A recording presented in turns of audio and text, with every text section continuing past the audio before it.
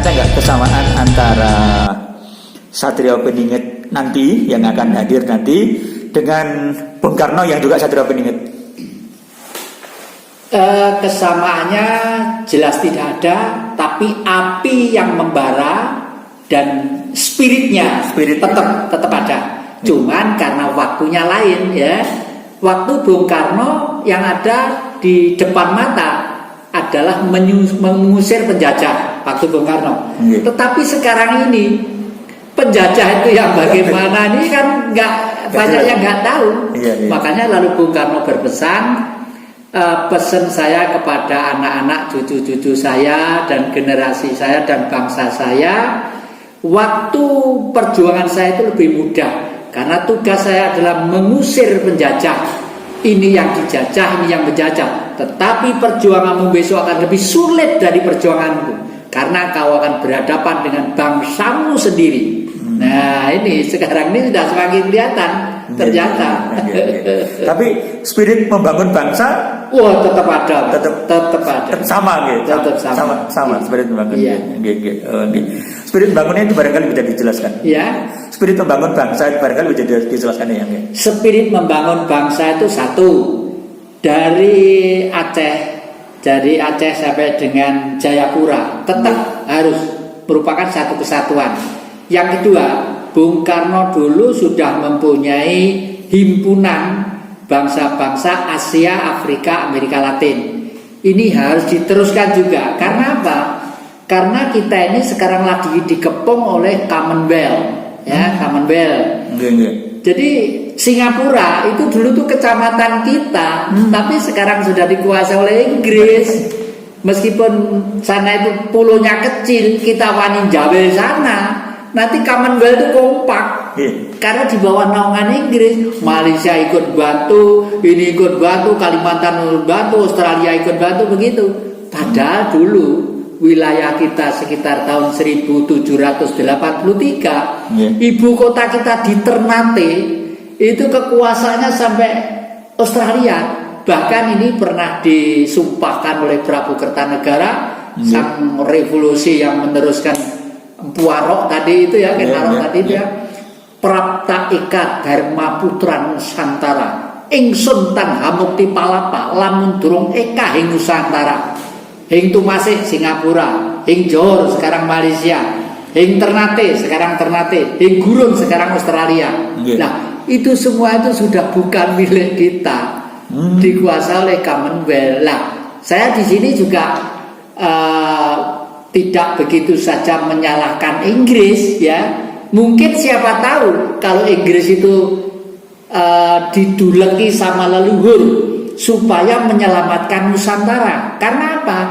Tanpa ada Raffles yang datang ke sini, candi-candi itu udah habis rusak semua, Mas. Oh gitu. Iya toh. Oh, Borobudur lah ketutup dulu sampai lalu di oleh Raffles digali lagi, lalu sekarang menjadi besar seperti itu. Ini mungkin juga seperti itu. Dan lontar-lontar yang ada di sini justru diselamatkan di sana, karena di sini sudah dihargai semua.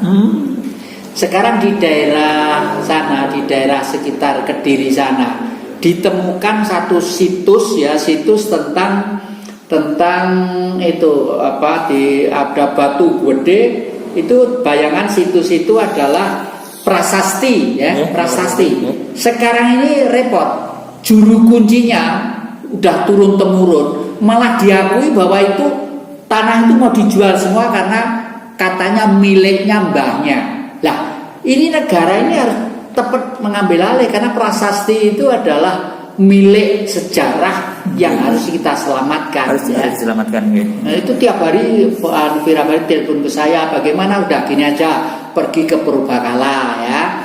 Orang yang di situ itu generasi keberapa dari juru kuncinya ya. Itu dikasih tahu yang benar. Dan kalau memang juru kunci itu harus diberi kebahagiaan karena turun temurun menjaga, ya dibelikanlah di tempat jauh dari situ. Tapi yang penting tanah itu diselamatkan lagi. Jangan sampai sekarang orang lihat prasasti itu lewat dalam rumahnya dia, lewat dapur, lewat jeding gitu, Mas. Baru lihat prasasti. Oh gitu. 5 hari ini terus konsultasi dengan saya. Saya suruh ke Purbakala minta habis, ke kepala desa, katanya kepala desanya nggak tahu menau dan tidak ngurusi hal-hal seperti itu. Nah, konyol semua ini. Ya. Jadi kembali ke tadi, Raffles justru menyelamatkan sebagian peninggalan. Iya, nah oleh karena itu saya dalam waktu dekat ini dengan rekan-rekan dari dalam Ngayogyakarta Hadiningrat ya, bersama dengan Mojokerto akan mengkirapkan raja-raja di Nusantara untuk kirap di Trowulan. Kenapa di Trowulan? Karena kita harapkan supaya Trowulan atau Mojokerto itu menjadi sentral budaya Nusantara. Karena sejarahnya masih sangat memungkinkan dan merupakan magnet yang sangat kuat.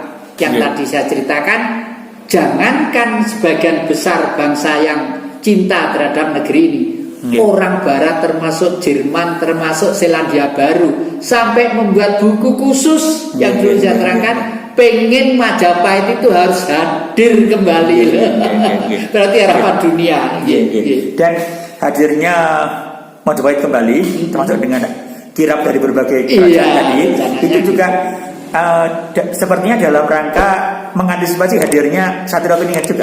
Ya, tadi menggiring.